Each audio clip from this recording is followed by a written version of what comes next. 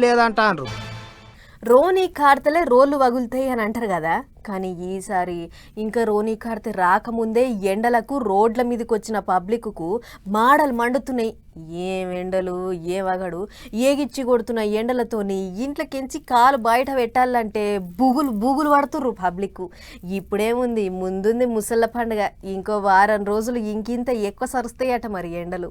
ఎండలతోని ఏగుడు, మంటలకు మండుడు, అగడుకు జడుసుడు, ఒళ్ళంతా మంటలు, ఎండకు తిప్పలు. పొయ్యిల కొలి ఊదినట్టు, బొగ్గుల కొలి పెట్టినట్టు, నెత్తిన నిప్పుల కంప ఎత్తినట్టు, మొగుల మీదంగా నిప్పుల వాన గులిచినట్టు ఒక్కటే ఎండ. నీళ్లు తాగితే నిమ్మలం అయితే లేదు, కూలర్ల కింద కూసున్న పానం కూలైతే లేదు, ఏసి గాలికి ఒళ్ళు చల్లబడతలేదు.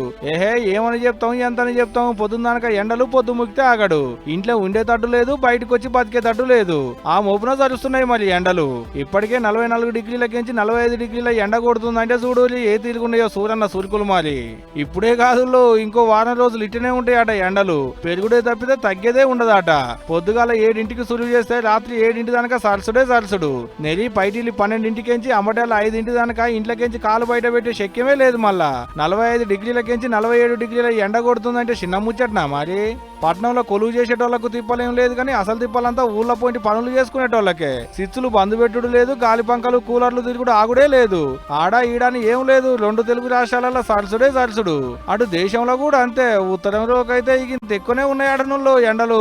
ఇక ఇన్నది కదా పబ్లిక్, అయిందానికి కాందానికి బయటికి రాకూరి. ఒకళ్ళ తప్పదనుకుంటే ఎండ తగలకుండా తలకాయలకు తువాళ్ళు, నెత్తికి టోపీలు, చేతుల చెత్తిళ్ళు పట్టుకోరి.